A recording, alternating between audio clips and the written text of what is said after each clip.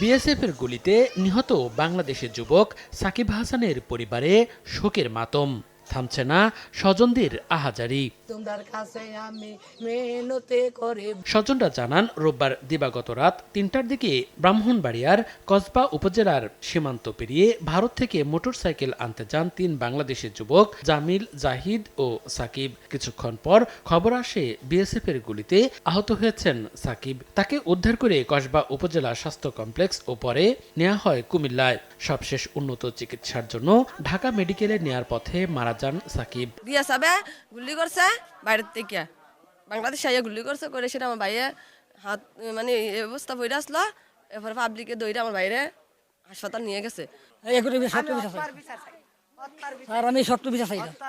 গুলিবিদ্ধ হন সুজন বর্মন নামে ভারতীয় যুবকও। পরে বিজিবি হেফাজতে তাকে উন্নত চিকিৎসার জন্য ঢাকায় নেওয়া হয়। ভিকটিম যে মারা গেছে আর কি, তার পুরোটাল প্রস্তুত চলতেছে, তার পোস্টমর্টম করানো হবে আর কি, পরবর্তীতে আইনগত ব্যবস্থা করা হবে।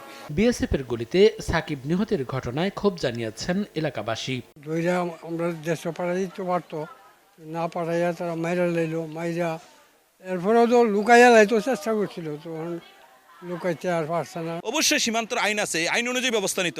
গুলি করে হত্যা করা তো আর সমাধান হচ্ছে না। অন্তর্বর্তীকালীন সরকার প্রধান যিনি রয়েছেন, আমরা তার কাছে আবেদন জানাবো সীমান্ত হত্যা রয়েছে তার বিষয়ে সারা পৃথিবীকে জানান দেওয়ার জন্য। এর আগে গত ২৮ ফেব্রুয়ারি একই সীমান্তের পুটিয়া এলাকায় বিএসএফের গুলিতে প্রাণ হারান এক যুবক। পরে ১ মার্চ বিএসএফের সঙ্গে পতাকা বৈঠক করে তার মরদেহ ফেরত আনে বিজিবি। সময় সংবাদ, ব্রাহ্মণবাড়িয়া।